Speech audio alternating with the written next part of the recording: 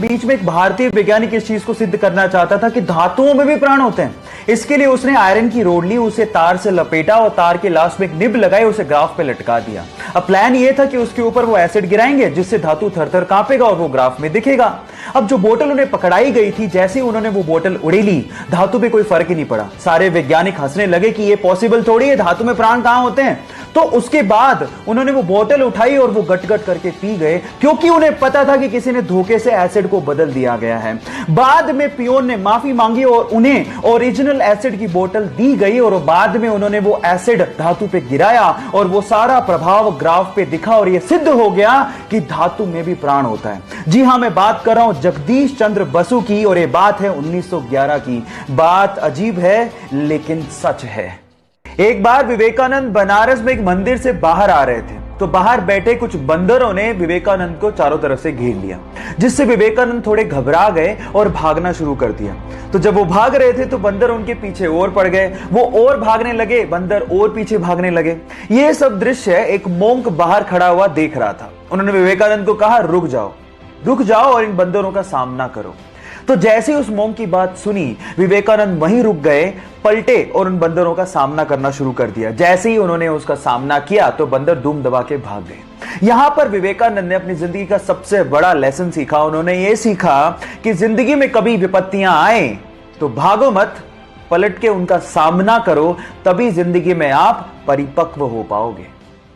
एक गांव में गोलियत नाम का एक विशालकाय राक्षस था। गांव वाले इतना डरते थे कि दिन में भी उसके नाम की दहशत थी। एक बार उस गांव में 17 साल का डेविड नाम का लड़का आया। उसने गांव वालों से पूछा कि तुम इस राक्षस को मार क्यों नहीं देते। तो गांव वालों ने जवाब दिया कि उसका शरीर देखा है, इतना विशालकाय राक्षस है, इसे मारना हमारे बस की बात नहीं है। तो डेविड ने जो जवाब दिया वो आप लोगों को सुनना चाहिए। डेविड ने कहा कि हकीकत ये नहीं है कि वो विशालकाय है इसलिए हम उसे मार नहीं सकते, जबकि हकीकत ये है कि जब हम उस पे निशाना लगाएंगे तो हमारा एक भी निशाना चूकेगा नहीं, क्योंकि उसका शरीर विशालकाय है। ये सब आपके नजरिए पे डिपेंड करता है। अगर प्रॉब्लम को लेके आपका नजरिया ये है कि ये काम मुझसे नहीं होगा तो आप जिंदगी में कुछ नहीं कर सकते। लेकिन अगर आपका नजरिया ये है कि ऐसा क्या काम है जो मैं नहीं कर सकता, तो आप जिंदगी में कभी पीछे मुड़ के देखोगे नहीं। क्या आप मुझे पेन बेच सकते हो? ये क्वेश्चन मोस्ट कॉमन क्वेश्चन है अगर आप किसी भी कंपनी में सेल्स जॉब के लिए जाते हो तो, क्योंकि अगर आप बेच सकते हो तो आप कुछ भी कर सकते हो। Sell me this pen. मैं आज आप लोगों को इस मोस्ट कॉमन क्वेश्चन का आंसर बताता हूं। ऐसे एक इंटरव्यू में एक बंदे से पूछा कि क्या आप मुझे पेन बेच सकते हो, तो उसने पेन लिया और उस बंदे को थोड़ी देर बाद कहा कि सर ये फॉर्म भर दीजिए, ये लकी ड्रॉ का फॉर्म है और अगर आप इसे भरेंगे तो आप 1 लाख रुपए की लॉटरी जीत सकते हैं। तो उसने कहा बिल्कुल भरूंगा, लेकिन मेरे पास पेन नहीं है। तो उसने कहा ये लीजिए सर पेन, 10 रुपए का है सर, भरिए, may be you can win 1 lakh रुपए लॉटरी। उसने तुरंत खरीद लिया। Now the moral of the story is, अगर आपको कोई चीज बेचनी है तो आपको उसके लिए जरूरत पैदा करनी पड़ेगी, और अगर आपने जरूरत पैदा कर दी तो वो चीज अपने आप बिक जाएगी। Got it?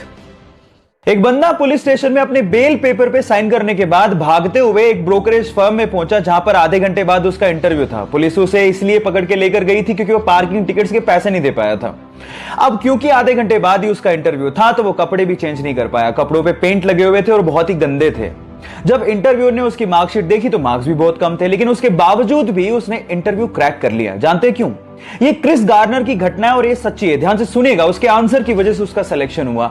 उसने कहा कि सर मैं इस तरह का पर्सन हूं कि अगर मैं किसी चीज का आंसर नहीं जानता होऊंगा तो मैं आपसे कहूंगा कि मैं नहीं जानता हूं, लेकिन मैं ये जरूर जानता हूं कि उसका आंसर ढूंढना कैसे।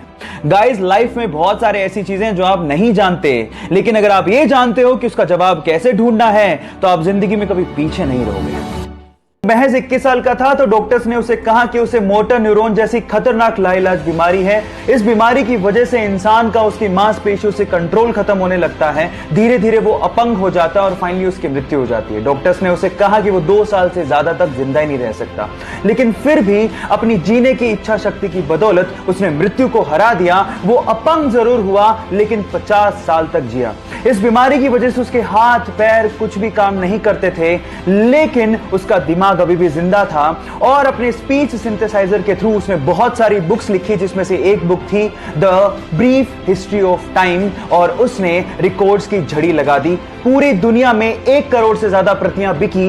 Yes, I am talking about Stephen Hawkings, जिनका कहना है कि लाइफ में बहुत सारी कठिनाइयां होंगी लेकिन फिर भी आप कुछ ना कुछ कर सकते हो और सफल हो सकते हो।